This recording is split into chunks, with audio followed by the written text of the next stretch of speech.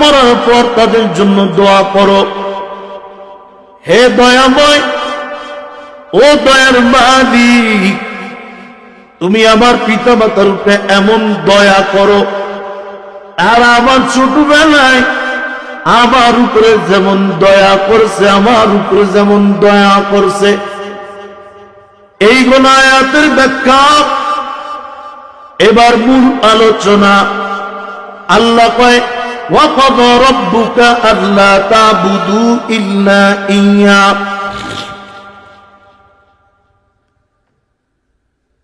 দুনিয়ার মানুষ, তোমার প্রতিপালক তোমাকে আদেশ করেন, আমি রবের ইবাদত কর, আমি আল্লাহর ইবাদত করো, আমি আল্লাহ ব্যতীত কারো ইবাদত করা যাবে না। লালমোহন দলিগড় নগরের মানুষ, একটু আওয়াজ দিয়া জিহ্বাটা নাড়ায়া বলেন, জীবনে যতদিন বাঁচব, সুস্থ থাকি অসুস্থ থাকি, ইবাদত করব একজন, আর তিনি কে? আল্লাহর ইবাদত করো, আল্লাহ ব্যতীত কারো ইবাদত করা যাবে না। আল্লাহ কয়, আমার ইবাদত কর। কেন করবি? আমি তোরে বানাইছি আমার ইবাদত করার জন্য, আমার গোলামি করার জন্য। আমার ইবাদত করবি,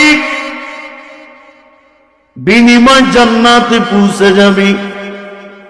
ইবাদত করবি না, তোর জন্য আমি আল্লাহ জাহান্নাম তৈয়ার করে রাখছি। বলেন নাউজুবিল্লাহ। আর আল্লাহ কয়, ইবাদত কেন করবি? এ বান্দা, তোরে আমি অন্য কিছুর জন্য বানাই নাই। তুই আমার দুনিয়ায় হায়াতের জিন্দেগি পার করবি, যতদিন বাঁচবি দুনিয়া ভোগ করবি। আমার দেওয়া আসমান, আমার দেওয়া জমিন, আমার দেওয়া নদীর মাছ, আমার দেওয়া সূর্যের আলো, চন্দ্রের আলো, সব কিছু ভোগ করবি। বিনিময়ে শুধু ইবাদত করবি আমি আল্লাহ। তুই আমার ইবাদত কর। দুনিয়াতেই তোরে বড় একটা পুরস্কার দিয়া দিলাম। এই পুরস্কার জানো?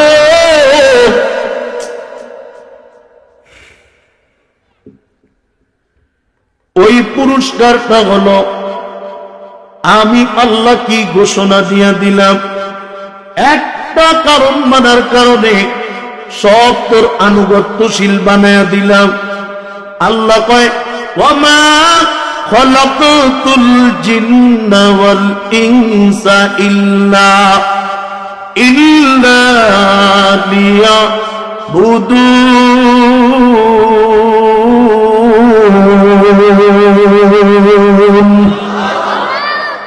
আল্লাহ কয়, আমি আল্লাহ জিন আর ইনসানকে বানাইলাম আমি আল্লাহর ইবাদত করার জন্য। আর বাকি যত মাখলুক তোমরা দেখতে আসো, সব মাখলুক বানাইছি তোমাদের ইবাদতের জন্য, তোমাদের গোলামির জন্য। তোমরা শুধু আমার গোলাম, আর বাকি যত মাখলুক সব তোমাদের গোলাম। এই উঠছেন কেন আপনি?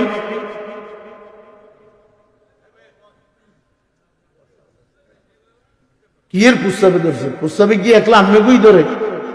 আমগরে বয়সেন মানে আমগো কোনো প্রস্তাব নেই। উডাউডি করবেন মুনাজাত। আপনি দাওয়াত দিবেন কি দিবেন না ওই পরোয়া করার সময় নেই। তৌফিকে যদি আল্লাহ রাখে, রিজিকে যদি আল্লাহ রাখে, আপনি আমাকে দাওয়াত না দিতে চাইলে আমি আপনার এলাকার মেহমান হব, ঠিক না? বেয়াদবি করবেন না, আমার সাথে না। প্রয়োজনে রুমে নিয়ে একদম মাইরেন, কিন্তু এটা কোরআনের ময়দান, কোরআনের মজলিস। এখানে সবাই ঢুকতে পারে না। গায়ের জোর দিয়ে ঢুকছি আমরা, কথা কয় না। ক্ষমতার জোরে ঢুকাইছে কে? বেয়াদবি কার সাথে করবেন? করবেন?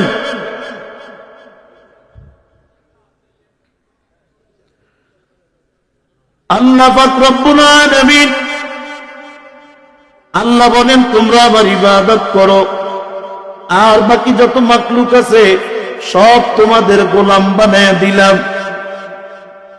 একটা শক্তিশালী হাতি ছোট্ট একটা বনি আদমের সন্তানের কাছে নিজেকে বিলীন করে দেয়, একটা গাভী নিজেকে বিলীন করে দেয় ওই বনি আদমের সন্তানের গোলামি করার জন্য। কথা বলেন ঠিক কিনা? আল্লাহ কয় তোর কাছে আমি সবাই এনে তোর গোলাম বানিয়ে দিলাম, বিনিময় তোর মনিব হলাম আমি, আর গোলাম হলি তুই কার? আমি আল্লাহ তোর মনিব, সব মাখলুক তোর গোলাম,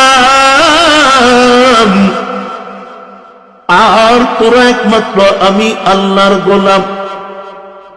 লালমোহনের যুবক, নবীর উম্মতের দল, একটু গভীর ভাবে তাকায় দেখ, একটা গাভী তোর আমার গোলামি কেমন করে, একটা কুকুর তোর আমার গোলামি কেমন করে।